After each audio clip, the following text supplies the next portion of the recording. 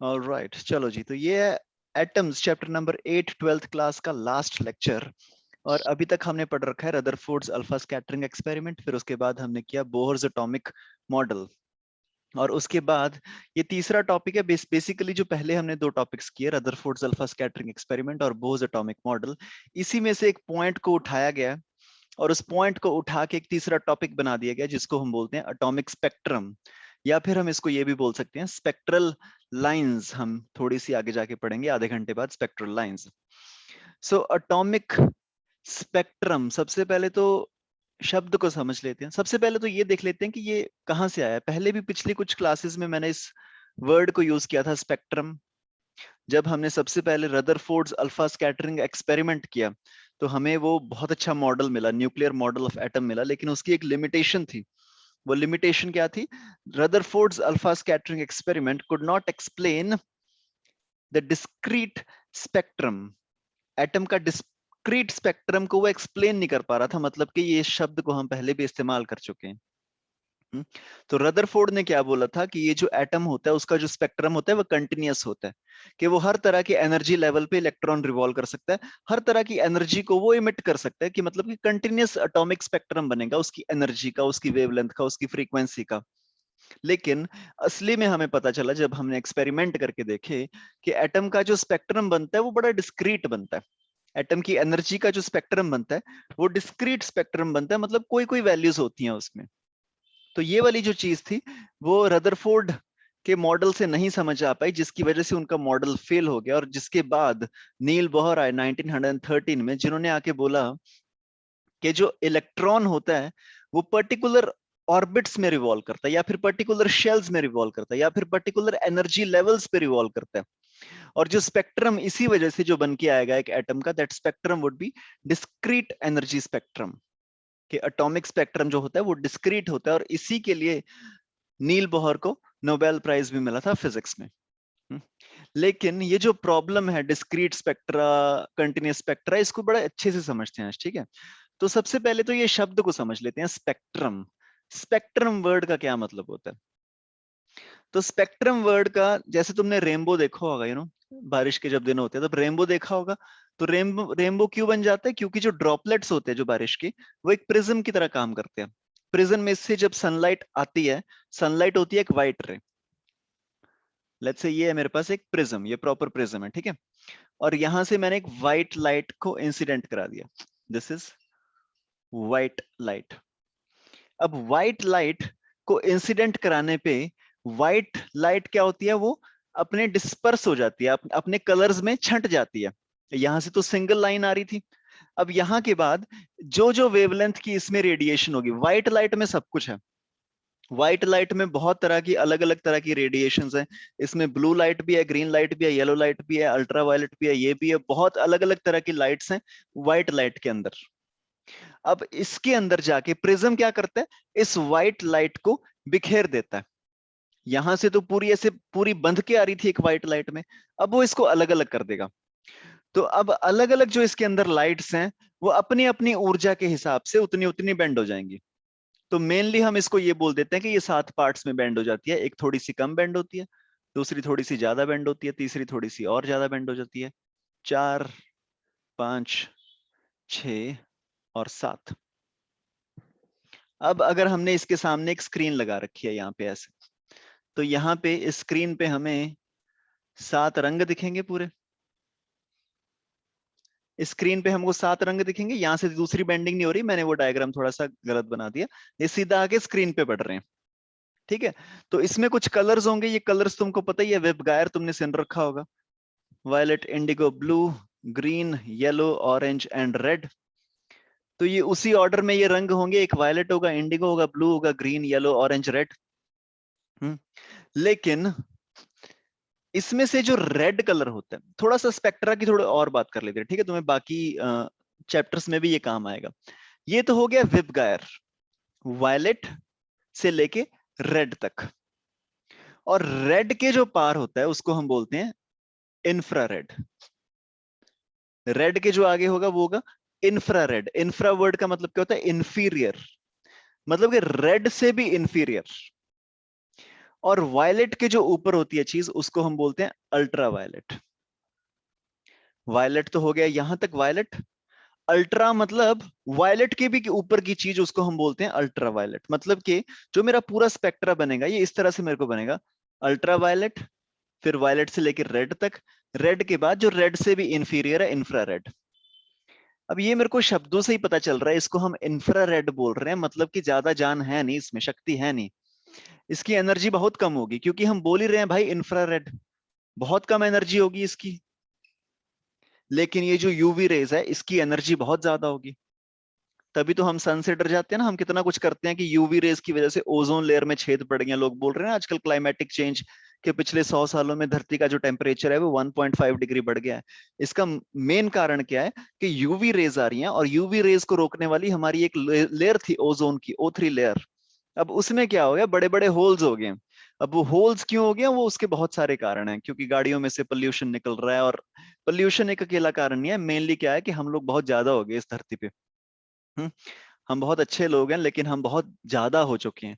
अब क्योंकि हम बहुत ज्यादा हो चुके हैं तो हम लोग रिसोर्सेज को भी ज्यादा यूज कर रहे हैं।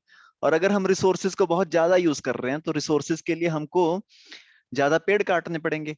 अब क्योंकि हमको ज्यादा पेड़ काटने पड़ेंगे तो पेड़ ज्यादा ऑक्सीजन दे नहीं पाएंगे, और पेड़ जब ज्यादा ऑक्सीजन दे नहीं पाएंगे तो ज्यादा ओजोन बन नहीं पाएगी, ज्यादा जब ओजोन बन नहीं पाएगी तो ओजोन में छेद हो जाएंगे, ओजोन में जब छेद हो जाएंगे तो फिर उसके बाद अल्ट्रावायलेट रेज जमीन पे आ जाएंगी और धरती का टेम्परेचर बढ़ जाएगा 1 डिग्री सेल्सियस। ये हुए पिछले 100 कुछ सालों में। हम्म, लेकिन हमारे चैप्टर के हिसाब से हमें क्या याद रखना है कि भाई अल्ट्रा वायलेट रे बहुत खतरनाक होती है, और बहुत खतरनाक होती है मतलब अल्ट्रा वायलेट रे की एनर्जी बहुत ज्यादा होती है। सबसे ज्यादा एनर्जी अल्ट्रा वायलेट, फिर violet, indigo, blue, green, yellow, orange, red, फिर उसके बाद एंड में आता है इंफ्रारेड। और बहुत सारा स्पेक्ट्रम होता है उसको भी याद नहीं करते, अभी इतना याद रख लेते हैं, अल्ट्रा वायलेट, इंफ्रारेड और विबगायर, ये होता है उसका ऑर्डर। और इसमें से ये वाला जो होता है ना, वॉयलेट टू रेड, ये वाला होता है विजिबल। इसको हम नेकेड आई से देख सकते हैं। मान लो अभी तुमको एक रंग दिख रहा होगा कि मैं हरे रंग का दिख रहा हूं तुमको, ठीक है, ये एक विजिबल वो है। ये जो मैंने पहन रखा है ये सब कलर्स को एब्जॉर्ब कर रहा है, खाली ग्रीन कलर को ये रिफ्लेक्ट कर दे रहा है। लेकिन ये जो कुछ वेव्स हैं अल्ट्रावायलेट, जब सन से रेज आती हैं, जो खतरनाक वाली रेज आती हैं, जब हम गाड़ी खोलते हैं, कभी कभी शीशे बंद होते हैं गाड़ी के, खोलने के बाद एकदम से गरम गरम लगता है ना, क्योंकि वो हीट किसने प्रोड्यूस की, अल्ट्रावायलेट रेज ने। लेकिन कभी दिखी नहीं ना आज तक, गाड़ी खोलने से पहले तो नहीं हमने बता दिया कभी, ओ यार अंदर देखो बहुत ज्यादा अल्ट्रावायलेट रेज पड़ी है ना, बहुत ज्यादा गर्म होगी गाड़ी। बैठने के बाद पता चलता है ना। मतलब कि ये वाली विजिबल नहीं है, ये वाली विजिबल नहीं है, सिर्फ अंदर का जो वेब गायर है वो हमको विजिबल है। और जो वेब गायर होता है इसकी एक एनर्जी की रेंज होती है, और इसकी एक वेवलेंथ की रेंज होती है। इसकी जो वेवलेंथ की रेंज होती है वो तुमने सुन रखा होगा, ये होती है 4000 से 7000 एंगस्ट्रॉम। 4000 से 7000 एंगस्ट्रॉम। अब तुम खुद बुद्धि लगा के सोच लो कि वायलेट की 4000 एंगस्ट्रॉम होगी या वायलेट की 7000 एंगस्ट्रॉम होगी। ये तुमको याद रखने की जरूरत नहीं है, हमको सीधा सीधा यहां से स्पेक्ट्रम से दिख रहा है कि energy of UV rays is more, मतलब कि एनर्जी ऑफ वायलेट इसके पास में है, energy of violet would be more than energy of red, क्योंकि इंफ्रारेड तो उसके बगल में है साथ में। रेड की एनर्जी कम होगी, वायलेट की एनर्जी ज्यादा होगी। And I know energy of radiation is equal to h c by lambda, energy inversely proportional to lambda. मतलब कि इसकी एनर्जी ज्यादा है तो इसकी वेवलेंथ कम होगी, मतलब कि वायलेट की जो वेवलेंथ होगी वो होगी 4000 एंगस्ट्रॉम, और रेड की जो वेवलेंथ होगी वो होगी 7000 एंगस्ट्रॉम। इंफ्रारेड की जो वेवलेंथ होगी वो 7000 एंगस्ट्रॉम से ज्यादा होगी, अल्ट्रावायलेट की जो वेवलेंथ होगी वो 4000 एंगस्ट्रॉम से कम होगी। इसको याद रखना तुम, E is equal to h c by lambda. जितना छोटा लैम्डा, जितनी छोटी वेवलेंथ, उतनी ज्यादा उसमें एनर्जी होगी। तुम सोच के देखो यार, छोटा लैम्डा मतलब समझ रहे हो, छोटा लैम्डा वेव तुम्हारी ऐसे आएगी, और बड़ा लैम्डा मतलब वेव तुम्हारी ऐसे आएगी। देखने से ही लग रहा है ना, ये वाली खतरनाक है, नीचे वाली इसकी एनर्जी थोड़ा ज्यादा होगी, ऊपर वाली बेचारी आराम आराम से आ रही है उसी सी वेव्स की तरह, उसकी एनर्जी बहुत कम होगी। अब यहाँ पे देखो, व्हाइट लाइट आई, व्हाइट लाइट अपने 7 रंगों में बिखर गई। अब 7 रंगों में अगर तुम सोच के देखो, वायलेट सबसे ऊपर आएगा, यहां से वेबगायर मैं ऐसे लिखूं, या फिर यहां से मैं वेबगायर नीचे से ऊपर लिखूं।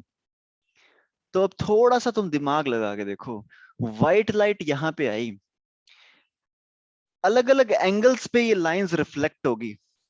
पहली लाइन थोड़े से कम एंगल पे रिफ्लेक्ट हुई है, दूसरी लाइन थोड़ा ज्यादा पे, तीसरी थोड़ा ज्यादा पे, एंड वाली लाइन बहुत ही ज्यादा एंगल पे रिफ्लेक्ट होगी। मतलब कि इतना ज्यादा एंगल पे रिफ्लेक्ट होने का मतलब समझ रहे हो, इसमें जान ज्यादा है, इसमें जान ज्यादा है, मतलब इस वाली जो लाइन में एनर्जी बहुत ज्यादा है।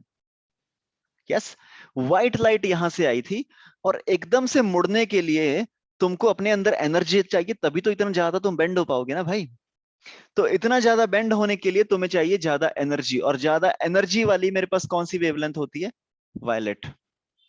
तो मतलब ये होगा वायलेट, और सबसे कम एनर्जी वाली होती है मेरे पास रेड, और बीच में तुम भूरा भर दो इसको, violet, indigo, blue, green, yellow, orange, red.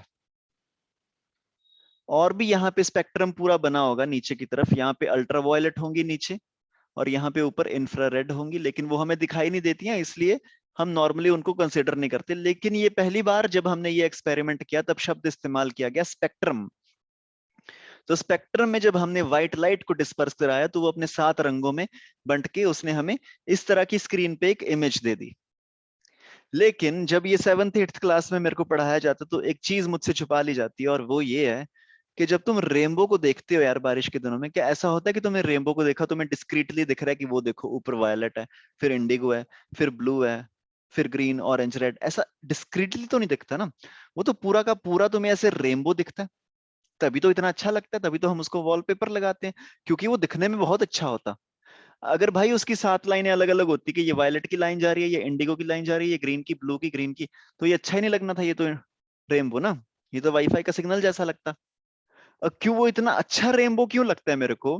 क्योंकि यहाँ पे जो ऊपर सबसे लाइन होती है, ये होती है वायलेट, फिर उसके बाद वो कंटिन्यूअसली कलर चेंज होता है। उसके बाद वायलेट के बाद जब इंडिगो बनता है, ऐसा नहीं कि ऊपर एक रंग है नीचे एक रंग है, वो धीरे धीरे रंग चेंज होता है, थोड़ा सा कम नीला होता है, violet is like very very dark blue, फिर थोड़ा सा वो कम डार्क ब्लू होता है, और कम डार्क ब्लू होता है, और ज्यादा कम कम कम कम, फिर इस तरह से ये पूरे यहाँ पे रंग भरे होते हैं, और हर रंग का कलर डिफरेंट होता है।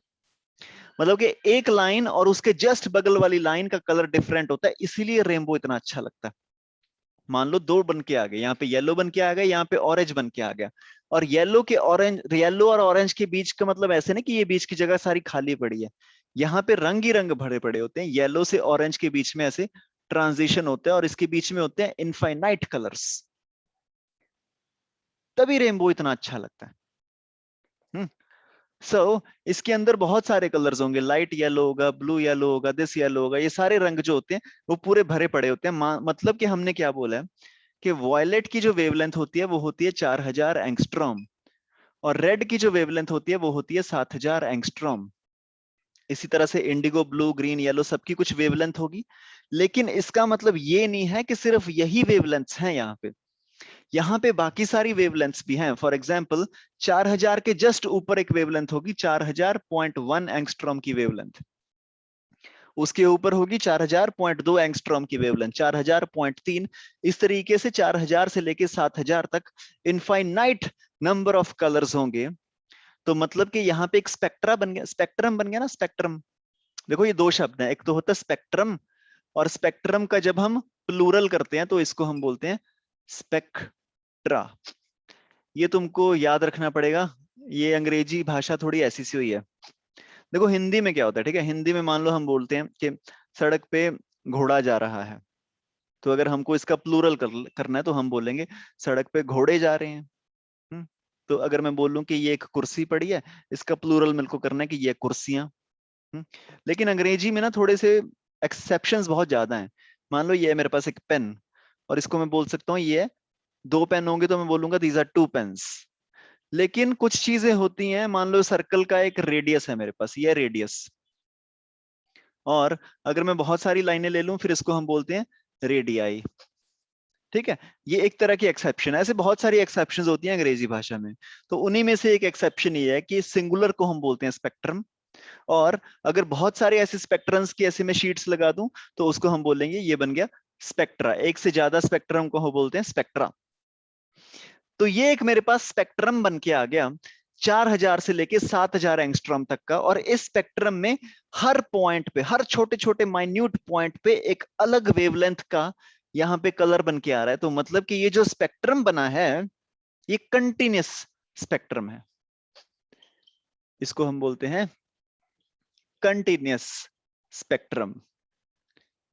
लेकिन अगर असली में वैसा हुआ होता जैसे 7th क्लास में मेरे को बताया जाता है कि यहाँ पे एक वायलेट बन के आ गया, फिर यहाँ पे इंडिगो बन के आ गया, यहाँ ब्लू बन के आ गया, यहाँ ग्रीन, येलो, ऑरेंज, और बीच बीच की सारी जगह खाली पड़ी होती, मतलब कहीं कहीं पे रंग आ रहा है, बाकी सारी जगह खाली पड़ी है, तो उसको हम बोलते डिस्क्रीट स्पेक्ट्रम। उसको हम बोलते डिस्क्रीट स्पेक्ट्रम। डिस्क्रीट का मतलब समझ रहे हो? डिस्क्रीट का मतलब कि कहीं कहीं पे कोई कोई वैल्यू, तो डिस्क्रीट स्पेक्ट्रम बोलते हैं अगर बीच की जगह सारी खाली पड़ी होती, लेकिन अभी पूरी की पूरी जगह भरी पड़ी है, तो इसको हम बोलते हैं कंटिन्यूस स्पेक्ट्रम। डिस्क्रीट स्पेक्ट्रम का एक दूसरा शब्द भी हमारे पास होता है, इसको हम कभी कभी बोल देते हैं लाइन स्पेक्ट्रम। ठीक है जी, तो ये बेसिकली होता है स्पेक्ट्रम।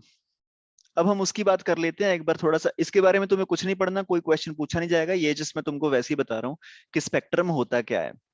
हमें पढ़ना है एटॉमिक स्पेक्ट्रम के बारे में। एटॉमिक स्पेक्ट्रम अब तुम्हें थोड़ा सा समझ में आ रहा होगा। एटॉमिक स्पेक्ट्रम में क्या हुआ, ऐसा ही कुछ, कोई हमने गैस ले ली होगी, मान लो हीलियम ले ली, बोरोन ले ली, कुछ भी ले लिया, तो हीलियम से हमने कुछ व्हाइट लाइट वगैरह पास कराई होगी, फिर उसके बाद देखा होगा कि उसमें से कौन सी रेडिएशन निकल रही है, तो फिर यहाँ पे कुछ शीट रख के स्पेक्ट्रम बना होगा हीलियम से, और हीलियम का जो स्पेक्ट्रम बना होगा वो रदरफोर्ड ने बोला था कि भाई कंटिन्यूस आएगा, क्योंकि हर एनर्जी लेवल पे वो घूम सकता है इलेक्ट्रॉन। लेकिन जब हमने हीलियम का स्पेक्ट्रम बनाया असली में, तो कभी वैल्यू कोई यहाँ पे आ गई, कोई वैल्यू यहाँ पे आ गई, कोई वैल्यू यहाँ पे आ गई, तो एक्सपेरिमेंटली पता चला कि हीलियम का जो स्पेक्ट्रम होता है उसमें वैल्यूज आती हैं डिस्क्रीट एटॉमिक स्पेक्ट्रम में, लेकिन रदरफोर्ड ने बोला कि जो वैल्यूज है वे कंटिन्यूस, यहीं पे उनका मॉडल हुआ था फेल। ठीक है, तो ये जो हमने पढ़ा ये सिंपली नॉर्मल तुम्हें मैंने एग्जांपल दिया कि स्पेक्ट्रम होता क्या है। लेकिन अब हम पढ़ेंगे कि असली में कौन सा वो एक्सपेरिमेंट था जिसको रदरफोर्ड का अल्फा स्कैटरिंग एक्सपेरिमेंट नहीं समझा पाया। मतलब कि किसी एटम का स्पेक्ट्रम हम बनाते कैसे हैं, तो उसके लिए हम क्या करते हैं, हम पहले ना कोई गैस ले लेते हैं, हाइड्रोजन ले ली, हीलियम ले ली, बोरोन ले लिया, ऑक्सीजन ले ली, एनीथिंग। यहाँ पे हम आई होप तुम लोग साथ में नोट कर रहे हो, ठीक है, क्योंकि मैं बहुत ज्यादा एक्सप्लेन करता हूँ तो डायग्राम बहुत देर के लिए बोर्ड पे रहती है, उसको जल्दी से लिख लिया करो, ठीक है। सो एक गैस है, मान लो इसमें हाइड्रोजन हो सकती है, चलो हाइड्रोजन गैस ले लेते हैं इसके अंदर। हाइड्रोजन गैस, अब तुमने केमिस्ट्री में या फिर फिजिक्स में काइनेटिक थ्योरी ऑफ गैसेस पढ़ा होगा, या फिर वैसे ही हमें पता ही है कि कोई भी चीज होती है वो पार्टिकल्स की बनी होती है, तो ये गैस भी कुछ पार्टिकल्स का बना होगा। तो इस पार्टिकल्स की गैस बनी हुई थी, फिर हमने एक एक्सपेरिमेंट करके देखा। हमने क्या किया, इस गैस के मॉलिक्यूल्स को ना हीट कर दिया, यहां से हमने इस गैस को यहां से नीचे से हीट प्रोवाइड कर दी, और हीट प्रोवाइड करने के बाद क्या हुआ, यहां से एक रेडिएशन निकली, यहां से एक रेडिएशन निकली, यहां से एक रेडिएशन निकल के बाहर आई। अगर तुम्हें असली में बताऊं, अभी थोड़ी देर बाद हमें पता चलेगा कि ये जो रेडिएशन है बेसिकली ये फोटॉन्स निकल के बाहर आते हैं, लेकिन ये मान लो फोटॉन्स निकल के बाहर आए या फिर रेडिएशन बाहर निकल के आई यहां से गैस में से। तो फिर उसके बाद उस रेडिएशन को, अब हमें तो स्टडी करनी थी कि भाई स्पेक्ट्रम कैसा बनता है, तो ये रेडिएशन बाहर के निकल के आई, तो हमने क्या किया, इसको पास करवा दिया एक प्रिज्म में से। हमने सोचा एक प्रिज्म में से पास करवा देते हैं, देखते हैं कौन से रंग निकल के आएंगे। तो इस रेडिएशन को हमने एक प्रिज्म में से पास करा दिया। अब तुम सोचो अगर यहाँ पे व्हाइट लाइट होती, तो व्हाइट लाइट की वजह से क्या होना था, पूरा कंटिन्यूस स्पेक्ट्रा बन जाना था।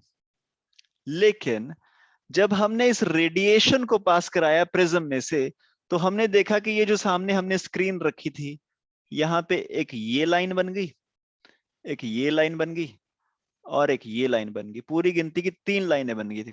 एग्जाम्पल ले रहा हूं, ठीक है, 3 बन सकती है, 4 बन सकती है, 5 बन सकती है, 6 बन सकती है, 7 8 बन सकती है, 10 तक बन सकती है। तो मतलब कि हमने देखा कि यहाँ पे जो हमारे पास लाइट्स आ रही हैं, ये कौन सी वेवलेंथ की लाइट आ रही है, मान लो एक आ रही है 5840 एंगस्ट्रॉम की लाइन आ रही है, फिर उसके बाद जो अगली लाइन आ रही है वो आ रही है 4332 एंगस्ट्रॉम की, और फिर उसके अगले बाद 3010 एंगस्ट्रॉम की। बस तीन लाइनें, तीन लाइनें बन के आ रही हैं। तो मतलब ये सारी एग्जांपल्स है, ठीक है, ये कुछ असली वैल्यू नहीं है, नोट वोट मत कर लेना, ये अलग अलग वैल्यू ऑफ लैम्डा आ रही है निकल के। तो हमने देखा कि भाई सिर्फ तीन वैल्यूज आई, मतलब कि ये जो स्पेक्ट्रम बना है ये स्पेक्ट्रम डिस्क्रीट स्पेक्ट्रम है, ये है डिस्क्रीट स्पेक्ट्रम। और ये डिस्क्रीट स्पेक्ट्रम किस चीज का है? किसी ना किसी एटम का, इस गैस का, जो भी हमने जिस भी एटम की गैस लिया उसका ये जो एटम स्पेक्ट्रम बन के आया ये डिस्क्रीट बन रहा था। लेकिन हमें रदरफोर्ड भाई साहब ने क्या बोला था कि ये बनेगा कंटिन्यूस स्पेक्ट्रम, लेकिन ये तो बन रहा था डिस्क्रीट स्पेक्ट्रम। तो यहीं पे रदरफोर्ड का मॉडल फेल हो गया, और इसी के बाद नील बोहर आए थे जिन्होंने बोला था कि ये जो स्पेक्ट्रम बनेगा वो डिस्क्रीट ही बनेगा, और इन्होंने इसी की एक्सप्लेनेशन दी थी कि ये डिस्क्रीट कैसे बनेगा। अब हम उसी चीज को समझते हैं कि स्पेक्ट्रम डिस्क्रीट क्यों बनता है और कैसे बनता है। ठीक है, इसको साइड बाय साइड नोट कर लेना कि एटॉमिक स्पेक्ट्रम इस तरह का बनता है, ये डिस्क्रीट बनता है। ठीक है, और ये डिस्क्रीट बनता क्यों है इसको हम कुछ पॉइंट्स में लिखेंगे, डिस्क्रीट ये बनता क्यों है। तो मान लेते हैं हम एग्जांपल लेते हैं, हाइड्रोजन की एग्जांपल लेते हैं। ये हाइड्रोजन का न्यूक्लियस, और इसके अराउंड ये है उसका पहला शेल जिसको हम बोलते हैं ग्राउंड स्टेट।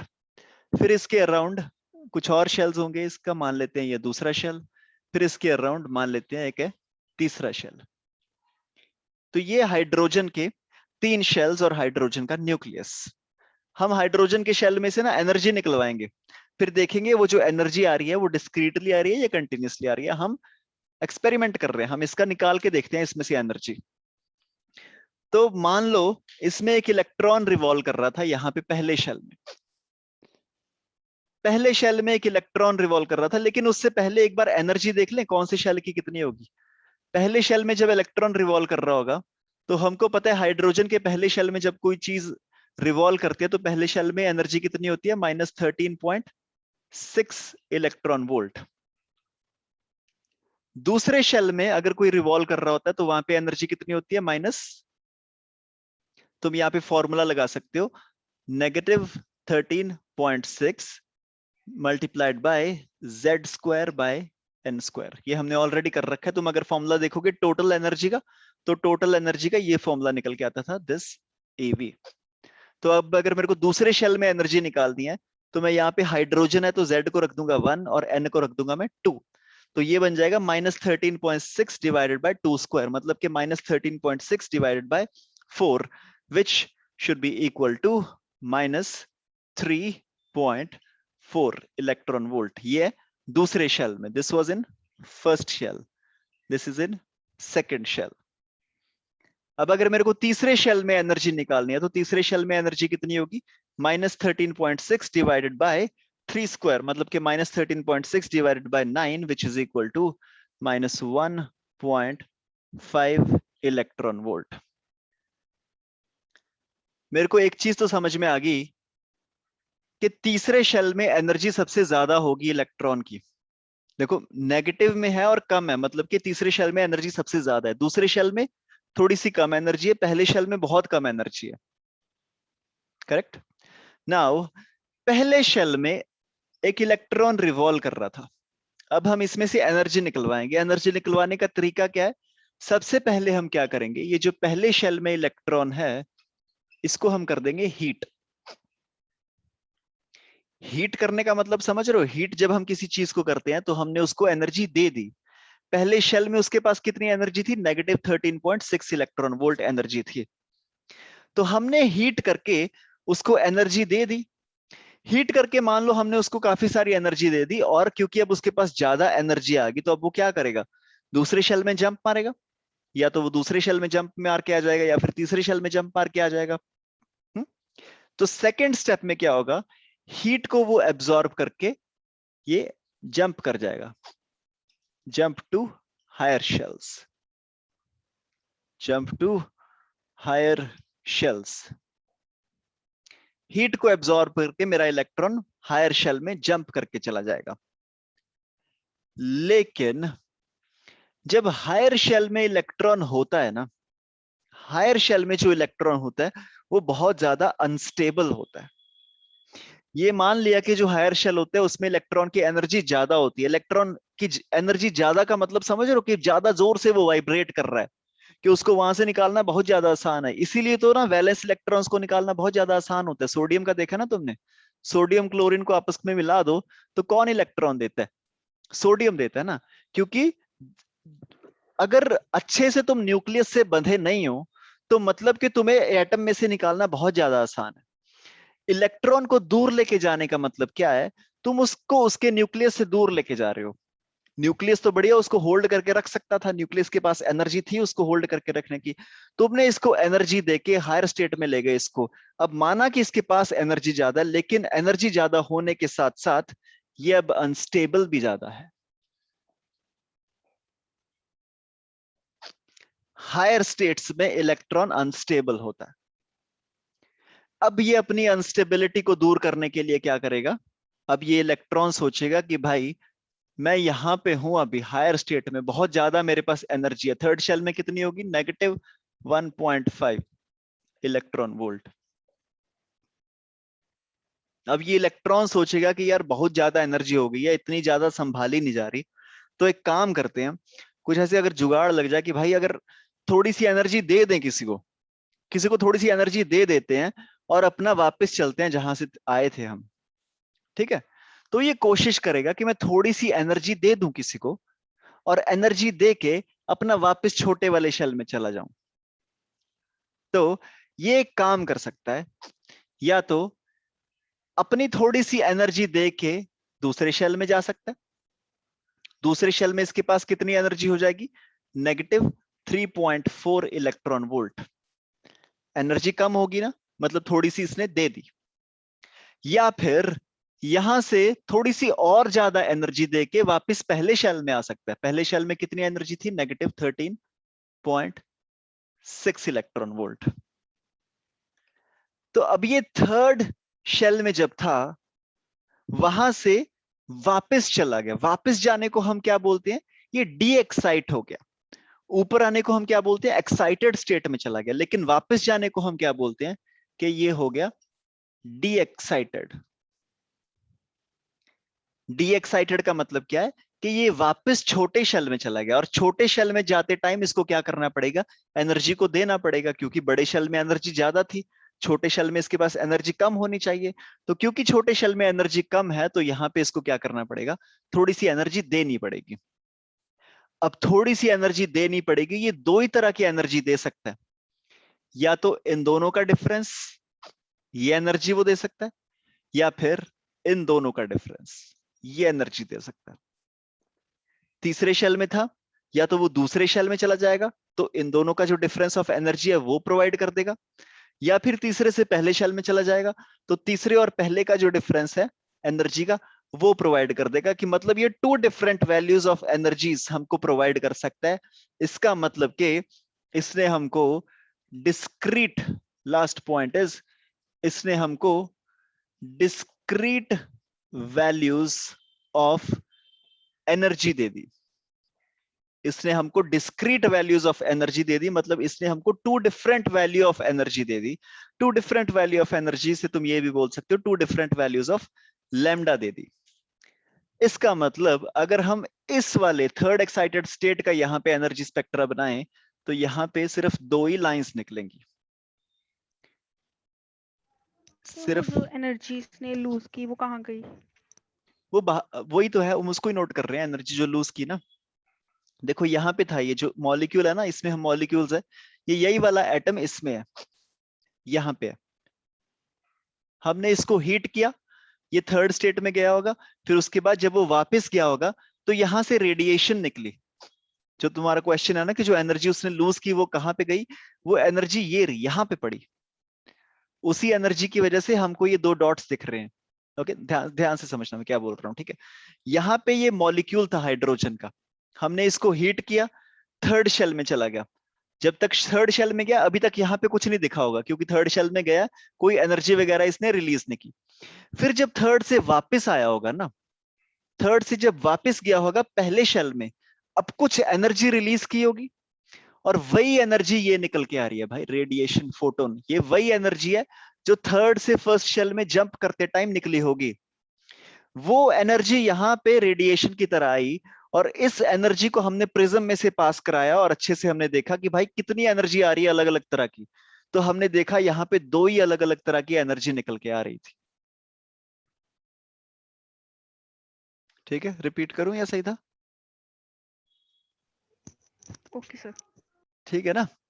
तो तुम ऐसा मान के देखो, ये जो मैंने अलग से बना दिया ना मॉलिक्यूल, ये मॉलिक्यूल इधर ही है, इसके अंदर ही है, इसी गैस की हम बात कर रहे हैं। अभी हमारा शुरू से स्टार्ट करते हैं, ठीक है? मॉलिक्यूल हमारा, मान लो मॉलिक्यूल इस गैस के अंदर है। तो अभी स्टार्टिंग में क्या है, ये जो इलेक्ट्रॉन है वो पहले शेल में, इस गैस के अंदर इलेक्ट्रॉन पहले शेल में। अभी तक कोई दिक्कत नहीं, यहाँ पे कुछ नहीं आया होगा स्क्रीन पे, कोई लाइन नहीं आई होगी, है ना? अभी तक ये खाली पड़ी होगी स्क्रीन, कुछ नहीं आया। फिर हमने सोचा इसको थोड़ा हीट करते हैं, ठीक है? हमने इसको हीट किया, वो पहले शेल से जंप मार के चला गया तीसरे शेल में। अभी तक यहाँ पे कुछ आया नहीं? आया, अभी तक भी नहीं कुछ आया। अब इसके बाद थर्ड स्टेप में वो डीएक्साइट होगा, क्योंकि वो अनस्टेबल है थर्ड शेल में। तो जब वो डीएक्साइट होगा, डीएक्साइट होते टाइम उसको एनर्जी छोड़नी पड़ेगी। एनर्जी छोड़ेगा किस फॉर्म में? रेडिएशन के फॉर्म में, फोटोन के फॉर्म में। और उस एनर्जी का जब हमने एनालिसिस किया, इस पूरी रेडिएशन में दो अलग अलग तरह की डिस्क्रीट वैल्यू ऑफ एनर्जी थी, या फिर दो अलग अलग डिस्क्रीट वैल्यू ऑफ वेवलेंथ थी। तो यहां से हमको पता चला कि ये जो एटम होता है या फिर कोई गैस होती है, उसका जो स्पेक्ट्रम बनता है एनर्जी का, वो होता है डिस्क्रीट। यहां पे फेल हुआ रदरफोर्ड्स अल्फा स्कैटरिंग एक्सपेरिमेंट, और यही चीज समझाई नील बोहर ने। एक्चुअली नील बोहर नहीं, बाद में बहुत सारे साइंटिस्ट आए, बाल्मेर आए, लाइमन आए, पेस्चन आए, ब्रैकेट आए, फंड आए। फंड नाम है, ठीक है? उनका नाम है PFUN, फंड। ये बंदा आया, फिर ऐसे बहुत सारे साइंटिस्ट आए, इन्होंने मिलके इसको पूरा को प्रूव किया कि भाई ये जो स्पेक्ट्रम बनता है ये किस तरीके से बनता है। बट एज ऑफ नाउ तुमको कहानी समझ में आ गई होगी कि जो स्पेक्ट्रम है वो डिस्क्रीट क्यों बनता है। क्योंकि जब इलेक्ट्रॉन हायर शेल में चला जाता है, तो वो लोअर शेल में जाते टाइम थोड़ी सी एनर्जी बांट के जाता है, और वो जो एनर्जी बांटता है वो सीधा सीधा ऐसा नहीं कि कुछ भी बांट दे। मान लो रदरफोर्ड का मॉडल सच होता, रदरफोर्ड ने क्या बोला था कि भाई जो इलेक्ट्रॉन है किसी भी रैंडम ऑर्बिट में घूम सकता है। रदरफोर्ड ने यही बोला था ना कि यहां पे भी घूमेगा, वो यहां पे भी घूमेगा, हर जगह पे इलेक्ट्रॉन घूमेगा।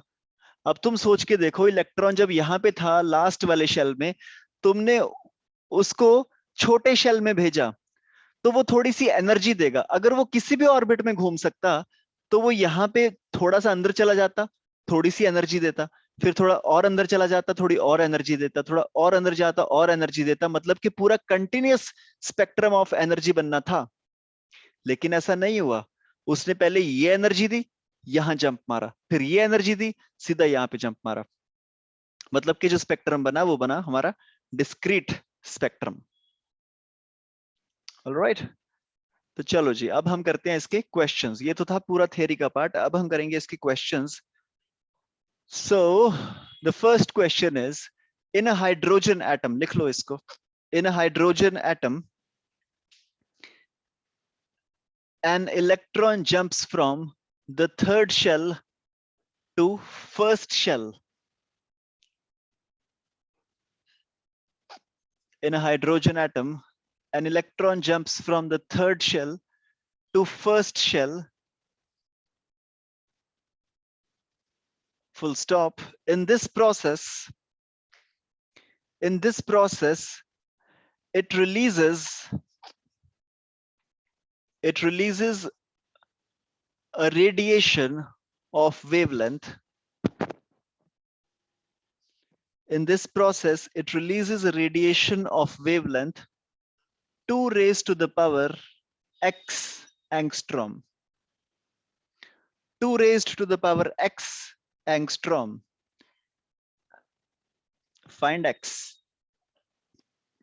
और तुम्हारी ऑप्शंस हैं, x is equal to 8, x is equal to 9, x is equal to 10, और x is equal to 11. Hydrogen में पूरा क्वेश्चन लिख देता हूँ। हाइड्रोजन का एटम है और जंप मारी इलेक्ट्रॉन ने थर्ड से लेके पहले शेल में। थर्ड से पहले शेल में जब इलेक्ट्रॉन जंप मार के जाएगा तो फोटोन रिलीज हुआ एक। उस फोटोन की एक पर्टिकुलर वेवलेंथ होगी। वो जो वेवलेंथ थी that was 2 raised to the power x angstrom. Find x. Your options are 8, 9, 10 and 11.